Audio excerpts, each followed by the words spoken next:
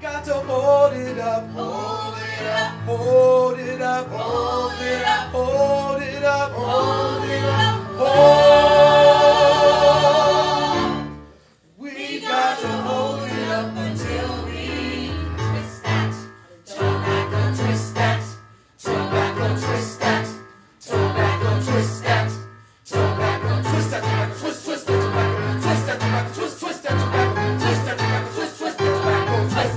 As yonder leaves are stripped away from the trees of the forest, so are the children of the slaves swept away from them by the hands of cruel tyrants. I was young then, but I still recollect the sadness of her countenance, and her mournful words were impressed upon my youthful mind. Mothers of the North, as you gaze upon the fair forms of your idolized little ones, just pause for a moment. How would you feel if you knew that at any time the will of a tyrant might forever separate you from your children's embrace?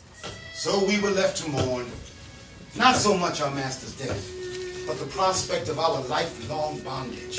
If there's anything that uplifts the spirit of a slave, it's the hope of future freedom. The tyrant slave owner regards not the bond between slave children and their mother and father, but makes his division according to the money value they possess. Indeed, the common expression is, Negroes have no feelings. Thus, I watched all my children ripped away from me like those leaves on the autumn tree. This kind of torture is 1,000-fold more cruel and barbaric than the use of the whip, which lacerates the back. Those scars fade. But the pains that lacerate the soul of a parent only grow deeper and more piercing with time. Lost in illusions, taunted by reason, torn between a world that is and all that might have been.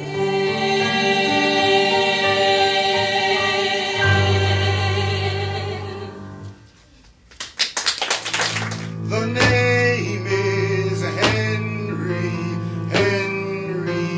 Brown.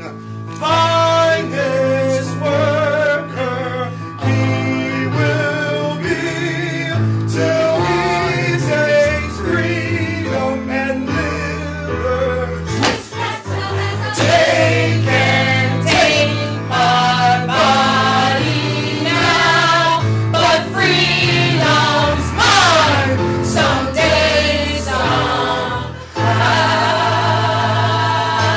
Tomorrow's Not ours to say.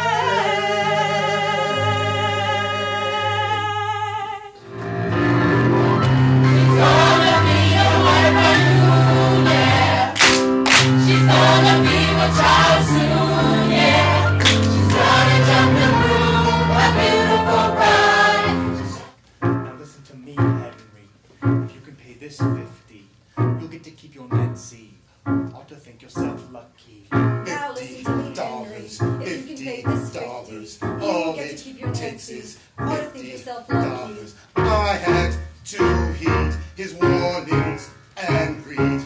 Yes, sir, master. Much obliged to you, sir. The rules, and you are too ambitious. Is ambition a virtue for the slave owner, but a sin for the slave? How much further, probably? A man has got the right to defend what is his and what God has put before him. That is about all the ingratitude I can take. There's nothing more devious than that of mind of a Negro man. What are we working for? Another season of tobacco farming? Working ourselves to death so they can richer? The wife wear more different hats? And we can't even eat or feed the kids. Mr. Lee has lost a great deal of money. I'm afraid he'll sell our children and... Their hearts were so full that neither of them could eat any breakfast. and they mutually embraced as it might be their last meeting. Wife and kids were sold at the slave market.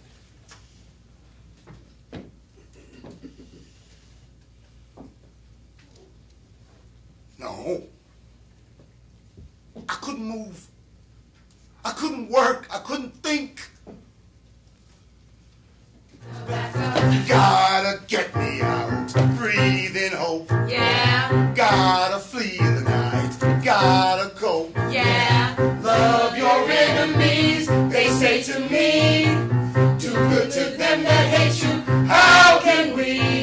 Just that we are soldiers in the army.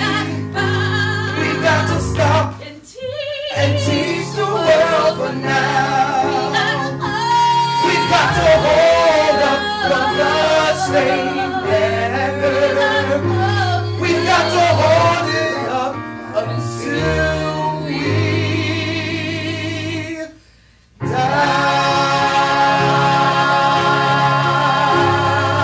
die.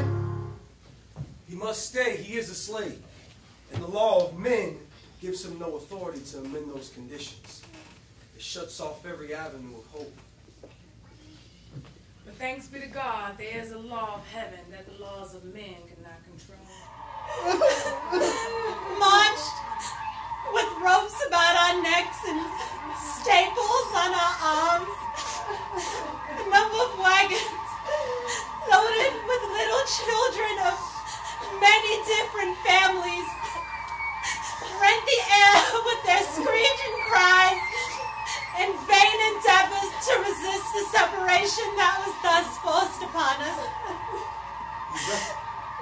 Just in that moment, what did I see? In the very front car, but a little child staring back at me, pitifully calling, "Father! Father!" It was my oldest boy.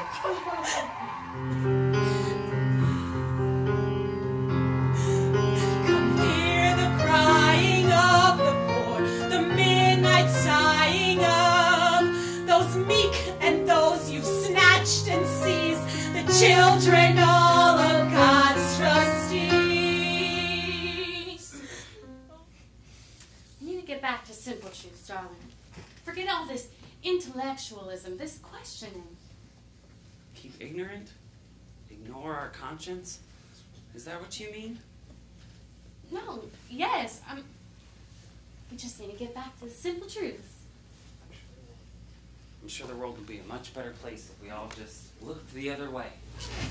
In preaching and singing for the purpose of obtaining money to assist those who buy and sell their fellow men, my prayers have awakened in me such feelings. I have made up my mind. I will no longer be guilty of assisting slave dealers.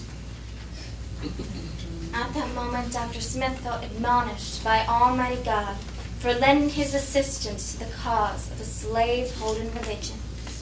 Henry, I cannot imagine your pain. In your brand of religion, my pain is worth less than that of an animal. All men are equal in the eyes of God. And what do you offer me? Equality? I'm tired of being scared of who I am. I have a notion to shut myself up in a box and convey myself as dry goods to a free state. Are you not afraid to do such a thing? Every man is afraid who does something for the first time, but those who overcome their fears will see their rewards. I don't know if it's God's will that I should cross this terrain, but I am certain it's the devil that puts fear in our hearts. Now, nonetheless, I will have my freedom or die in the attempt. I know what I see. I see a man who does not accept the world as it is. Indeed. I have long imagined that you too hold the belief that every man has the right to liberty. And reported on his hand. He burnt his skin. Just what Jesus had said. Now you'll have to stay home. Male, I guess. I am male. Just not the kind they imagine. Is all right within? All right. Oh, God. Brother Henry, it's so good to see you alive. Hallelujah. To break open that box was my resurrection from slavery. I rose a free man. Oh, he's too weak after being in that box too long. He can't stand. Fetch some water. Yes, ma'am. Dear Mr. Brown, may we render you some service? We bid you a hearty welcome. We bid you a hearty welcome to your natural rights, sir. He rose as if from the dead. He felt more than he could readily express. I waited patiently. I waited patiently for the Lord. He hath put a new song into his mouth, and a thanksgiving, even a thanksgiving unto all God. Amen. Blessed is he who have set his hope and his hope in the Lord. Yes, sir. Tyrant, remorseless, destitute of religion and every principle of humanity, stood by the couch of his mother as he came into this world, and before he had a chance to do anything, forfeited his right to liberty. The report of Mr. Brown's escape spread far and wide, where he was introduced to the Anti-Slavery Society in Philadelphia. He then prepared a panorama that was successfully exhibited in both America and England. The narrative was published in America, and an unprecedented edition of 8,000 copies was sold in about 2 months. He traveled throughout the United States until the fugitive slave law passed into law in 1850, rendering it necessary for him to seek asylum on British ground. Yes. Henry finally had a birthday. Birthday! March 30th, 1849. His first day of freedom. He also had a middle name. Everyone called him Henry Box Brown! And he arrived safely to Philadelphia after traveling 350 miles in 27 hours from Richmond, Virginia. And his story made newspaper headlines in both America and Europe.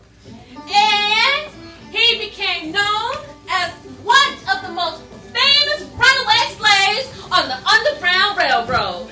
As a man who shipped himself to freedom. Now I can take no freedom trade, and I can run all through the grave. No Underground Railroad can use my feet, so I will use my brain for freedom. They called him Henry Box Brown. Shipped from town to town. They nailed him down to the bottom.